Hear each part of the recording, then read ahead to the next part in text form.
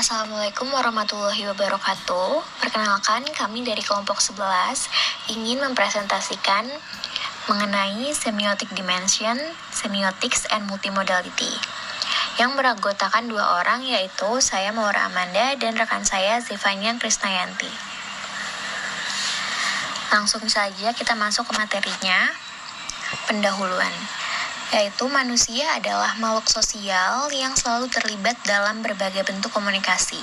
Setiap tindakan komunikasi melibatkan penggunaan tanda-tanda yang memiliki makna tertentu. Tanda-tanda ini hanya terbatas pada kata-kata, tetapi juga mencakup gambar, suara, warna, gestur, dan bentuk-bentuk ekspresi lainnya. Nah, studi tentang bagaimana tanda bekerja dan bagaimana makna dikonstruksi dikenal sebagai semiotika. Dalam perkembangan zaman, khususnya dengan munculnya teknologi digital dan media baru, bentuk komunikasi tidak lagi bersifat tunggal, melainkan multimodal.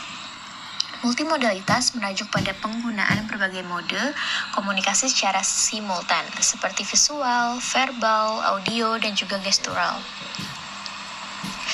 Masuk ke materi yang pertama, yaitu definisi semiotika. Nah, apa sih yang dimaksud dengan semiotics? Nah, semiotik atau semiotika itu adalah ilmu yang mempelajari tanda dan bagaimana tanda tersebut digunakan untuk menyampaikan makna. Tanda dalam konteks semiotika mencakup segala sesuatu yang dapat diinterpretasikan untuk merujuk pada sesuatu yang lain. Nah, secara umum, semiotika itu bisa mengkaji, pertama ada tanda atau sign, yang kedua ada simbol, yang ketiga ada makna, dan yang keempat itu konteks budaya dan juga sosial. Saussure yang mengembangkan semiologi menekankan hubungan antara signifier atau penanda dan juga signified atau petanda. Yang kedua, ada Charles Sanders Peirce yang memperkenalkan kategori icon, indeks, dan simbol dalam analisis data. Selanjutnya, dimensi semiotika atau semiotic dimension. Nah, semiotik itu berkaitan dengan tanda dan makna, sedangkan dimension itu berkaitan dengan aspek atau sudut pandang dari suatu hal. Semiotic dimension sendiri itu mengacu pada aspek makna, tanda, dan simbol dalam suatu fenomena, komunikasi, atau teks. Ini berkaitan dengan bagaimana suatu penyampaian makna melalui tanda-tanda, itu baik itu bahasa, gambar, suara, warna, atau gerakan. Selanjutnya terdapat unsur-unsur semiotic dimension. Yang pertama itu ada mode. Nah, mode adalah sistem semiotik yang memiliki potensi untuk menyampaikan makna. Contoh mode itu meliputi, pertama ada verbal, itu penggunaan bahasa lisan dan tulisan. Yang kedua ada visual, yaitu gambar, warna, bentuk, dan juga tata letak. Yang ketiga ada audio, yaitu suara, musik, ataupun efek suara. Yang keempat ada gestural, yaitu ekspresi wajah, gerakan tubuh, dan juga postur. Nah, yang spesial itu mengutarakan ruang dan jarak antar objek atau elemen. Nah, selanjutnya, unsur yang kedua itu ada media. Nah, media adalah sarana fisik atau teknologi yang digunakan untuk menyampaikan tanda. Nah, media ini dapat berupa yang pertama ada media cetak. Contohnya buku, koran, majalah. Yang kedua itu ada media elektronik, contohnya televisi dan juga radio. Yang ketiga itu ada media digital, contohnya itu internet, aplikasi, dan multimedia. Nah, unsur-unsur yang ketiga itu adalah genre. Genre adalah jenis atau bentuk komunikasi yang memiliki konvensi tertentu seperti wacana ilmiah, iklan, berita, cerita fiksi, dan juga komik. Nah, genre ini membantu penerima dalam menafsirkan tanda berdasarkan ekspektasi tertentu.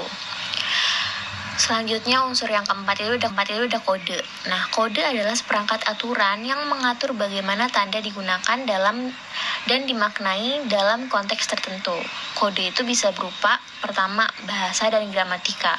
Yang kedua, warna dan simbol budaya. Dan yang ketiga, ada konvensi desain dan juga estetika. Semiotics multimodality. Apa itu multimodality?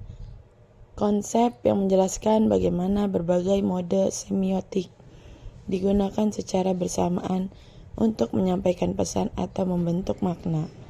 Dalam komunikasi multimodal, pesan tidak hanya disampaikan melalui satu mode, misalnya teks tertulis, tetapi melalui kombinasi berbagai mode seperti teks, gambar, suara, dan gerakan. Contohnya, seperti iklan televisi, menggabungkan visual, verbal, audio, dan gestural. Kedua, video pembelajaran, kombinasi narasi, animasi, teks, dan diagram. Ketiga, komik digital, integrasi teks, ilustrasi, dan efek suara. Yang keempat, media sosial, teks, emoji, gambar atau video, atau hashtag. Aplikasi mobile yang kelima, antarmuka, pengguna yang memadukan visual, interaksi, gestural, ikon, dan teks.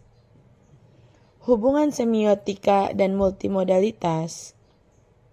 Semiotika dan multimodalitas memiliki hubungan yang saling melengkapi.